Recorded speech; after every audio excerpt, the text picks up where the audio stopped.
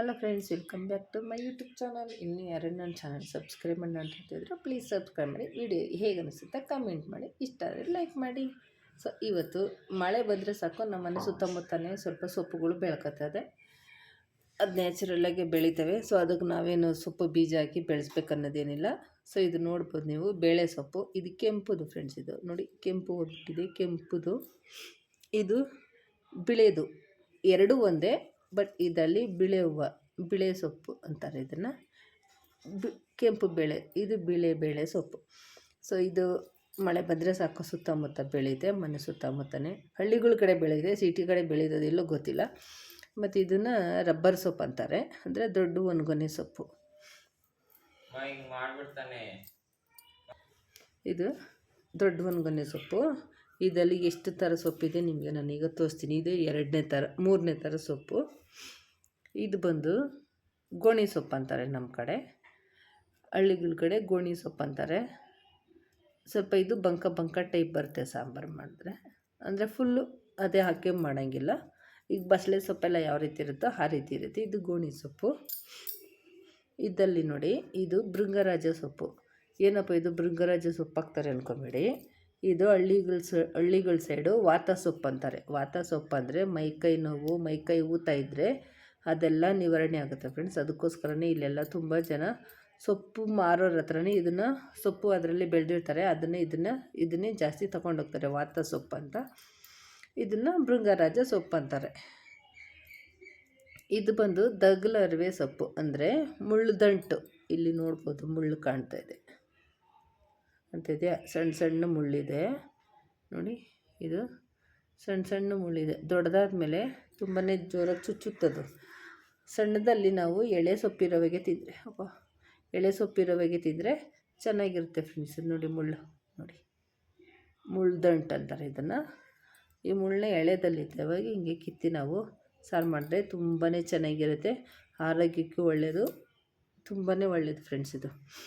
ಮತ್ತಿದು ಎಳೆ ನುಗ್ಗೆ ಸೊಪ್ಪು, ಮರದಲ್ಲೇ ಬೆಳೆದಿರೋದು ನುಗ್ಗೆ ಸೊಪ್ಪು. ಈಗ ಇಷ್ಟನ್ನು ಕ್ಲೀನ್ ಮಾಡಿ ಇಷ್ಟು ಹಾಕಿ ನಾವು ಸೊಪ್ಪು ಸಾರು ಮಾಡೋಣ. ಯಾವ ರೀತಿ ಮಾಡೋದಂತ ನಿಮಗೆ ನಾನು ತೋರಿಸ್ತೀನಿ.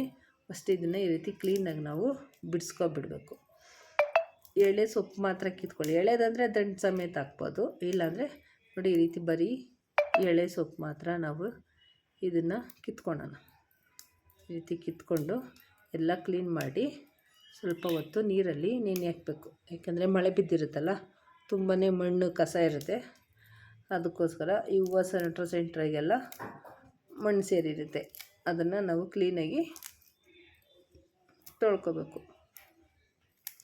ಬೇಳೆ ಸೊಪ್ಪು ಅಂತಾರೆ, ಬೇಳೆನೆಲ್ಲ ಹಾಕಿ ಮಸ್ಯನ ಇವತ್ತು. ಸೊ ನೋಡಿ, ಇಷ್ಟು ಸೊಪ್ಪಿದೆ. ಇದರಲ್ಲಿ 7 ಥರ ಸೊಪ್ಪಿದೆ, ಸರಿನಾ? 7 ಥರ ಸೊಪ್ಪಿದೆ. ಇದನ್ನು ಹಾಕಿ ಯಾವ ರೀತಿ ನಾವು ಸೊಪ್ಪು ಸಾರು ಮಾಡೋದಂತ ಇವತ್ತು ನಿಮಗೆ ನಾನು ಈಸಿಯಾಗಿ ತೋರಿಸ್ಕೊಡ್ತೀನಿ, ಓಕೆನಾ? ಬನ್ನಿ ವಿಡಿಯೋ ಸ್ಟಾರ್ಟ್ ಮಾಡೋಣ.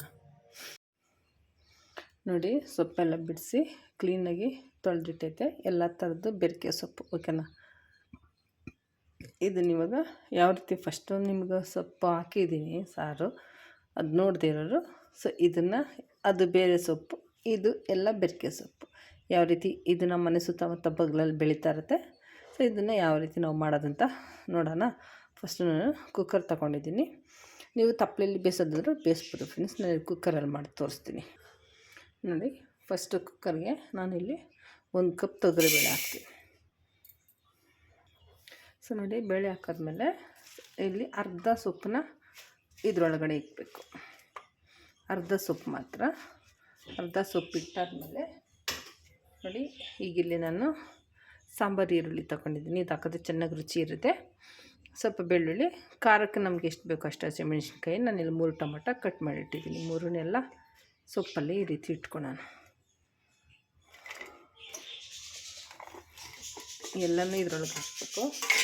ಆದಮೇಲೆ ಸ್ವಲ್ಪ ಮೆಣಸು, ನೀವು ಜಜ್ಜಿ ಹಾಕ್ಬೋದು, ಇಲ್ಲಾಂದರೆ ಹಾಗೆ ಹಾಕ್ಕೋಬೋದು. ಜಜ್ಜಿ ಹಾಕೋದು ಚೆನ್ನಾಗಿರುತ್ತೆ. ಒಂಚೂರು ಟೇಸ್ಟಿಗೆ ಮಾತ್ರ ಸ್ವಲ್ಪ ಜೀರಿಗೆ, ರುಚಿಗೆ ತಕ್ಕಷ್ಟು ಉಪ್ಪು, ಹಾಕಿ ಈಗೇನು ಮಿಕ್ಕಿದ್ದು ಸೊಪ್ಪಿರುತ್ತಲ್ಲ ಫ್ರೆಂಡ್ಸ್, ಇದನ್ನೇ ಇಟ್ಕೋಬೇಕು. ಇದನ್ನು ಇದ್ರ ಮೇಲೆ ಹಾಕ್ಬಿಟ್ಟು ಇದಕ್ಕೆ 1 ಸ್ಪೂನಷ್ಟು ಎಣ್ಣೆ. ಇಷ್ಟಾದಮೇಲೆ ಈಗ ಇದಕ್ಕೆ ನೀರು ಇಡಬೇಕು. ನಾನು ಇಟ್ಟಾದ್ಮೇಲೆ ಇದಕ್ಕೆ ಈಗ ಸ್ವಲ್ಪ ನೀರು ಇಟ್ಕೊಳ್ಳೋಣ. ಇಷ್ಟು ನೀರು ಇದು. ಈಗ ಕುಕ್ಕರ್ ಮುಚ್ಚಬೇಕು.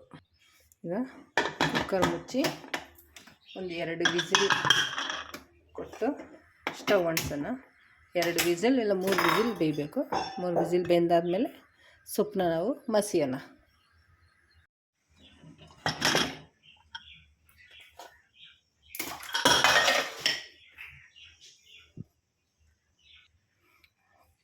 ಈ ನೀರನ್ನ ಬಸಿಯೋಣ ಇದಕ್ಕೆ.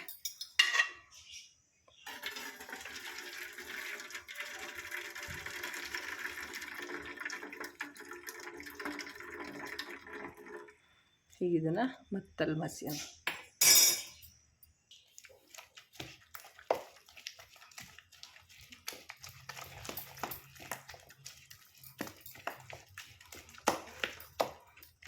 ಇದು ನುಣ್ಣಗೆ ಸೊಪ್ಪು, ಬೇಳೆ, ಈರುಳ್ಳಿ, ಟೊಮೊಟೊದೆಲ್ಲ ನಾವು ಮಸ್ಕೋಬೇಕು. ಈ ರೀತಿ ಮಸಿಬೇಕು, ಮತ್ತಲ್ಲಿ ಮಸಿಬೇಕು ಫ್ರೆಂಡ್ಸ್. ಇದು ಮಿಕ್ಸಿನಲ್ಲೆಲ್ಲ ರುಬ್ಬಿದ್ರೆ ಚೆನ್ನಾಗಿರಲ್ಲ, ಸಾರು ಟೇಸ್ಟ್ ಇರೋಲ್ಲ. ಸೊ ಈ ರೀತಿ ನಾವು ಒಂದು ಸಪೋರ್ಟಿಗೆ ಇಟ್ಕೊಂಡು ಈ ರೀತಿ ನಾವು ಮಸಿಬೇಕು. ಮತ್ತು ಇದನ್ನು ಮಸಿಯೋಕೋಲ್ ಅಂತಾರೆ, ಮತ್ತು ಇದು ಮಜ್ಜಿಗೆ ಕಡೆಯದು ಮಸಿಯೋಕೋಲ್, ಎರಡೂ ಆಗುತ್ತೆ. ಈ ರೀತಿ ಮಸಿಕೋಬೇಕು.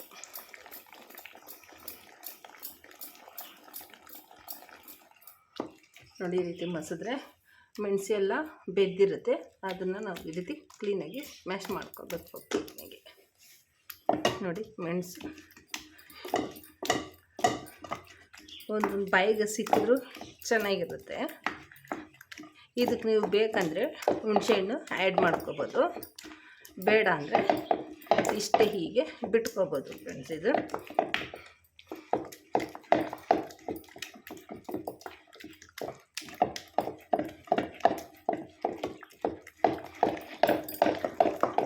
ನೋಡಿ, ಈಗ ಮಸ್ತಿದ್ದಾಗಿದೆ. ಇದಕ್ಕೆ ಒಗ್ಗರಣೆ ಹಾಕೋಣ. ಈಗ ಒಗ್ಗರಣೆ ಹಾಕೋಣ. ಪಾತ್ರೆ ಕಾಯ್ದಿದೆ, ಸ್ವಲ್ಪ ಎಣ್ಣೆ ಹಾಕೋಣ.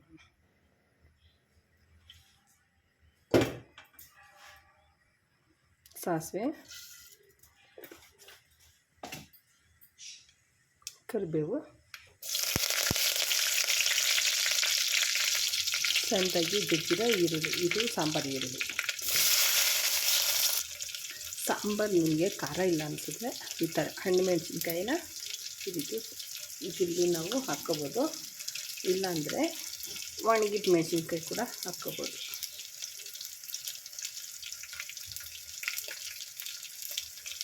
ಹಾಕಿ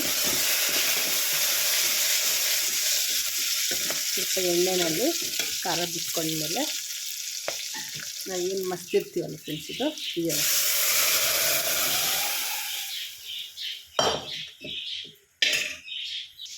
ನಮಗೆ ನೀರು ಎಷ್ಟು ಬೇಕು ನೋಡ್ಕೊಂಡು ನಾವು ನೀರು ಹಾಕ್ಕೊಂಡು ಅದು ಒಂದು 5 ನಿಮಿಷ ಚೆನ್ನಾಗಿ ಕುದಿಯಕ್ಕಿಕ್ಕಣ. ಈಗ ಇದು ಮಸ್ತಿದ್ದು ಬೇಳೆ ಸಾರು, ಬೇಳೆ ಸೊಪ್ಪು ಏನಾದರೂ ಅನ್ಕೋಬೋದು. ಸೊಪ್ಪು, ಬೇಳೆ ಮಸ್ತಿರೋ ಸಾರು ಏನಾನ ಅನ್ಕೋಬೋದು. ಸೊ ಇದು ಚೆನ್ನಾಗಿ ಸ್ವಲ್ಪ ಕುದಿಬೇಕು. ಕುದ್ಮೇಲೆ ಉಪ್ಪು ಕಮ್ಮಿ ತಂದರೆ ನೀವು ಉಪ್ಪು ಹಾಕ್ಬೇಕು. ಚೂರಿಗೆ ಉಪ್ಪು ಇದಿಷ್ಟೇ ಫ್ರೆಂಡ್ಸ್ ಸಾರು. ಈಗ ಚೆನ್ನಾಗಿ ಕುದೀಲಿ, ಮುದ್ದೆಗೆ ಸರ್ವ್ ಮಾಡ್ತೇನೆ. ಈಗ ಮೊಟ್ಟೆ ಬಜ್ಜಿ ಮಾಡೋಣ. ಈಗ ನೋಡಿ, ಮಸ್ತಿರೋ ಬೇಳೆ ಸೊಪ್ಪು ಸಾರು ರೆಡಿಯಾಗಿದೆ. ಹೀಗಿದೆ.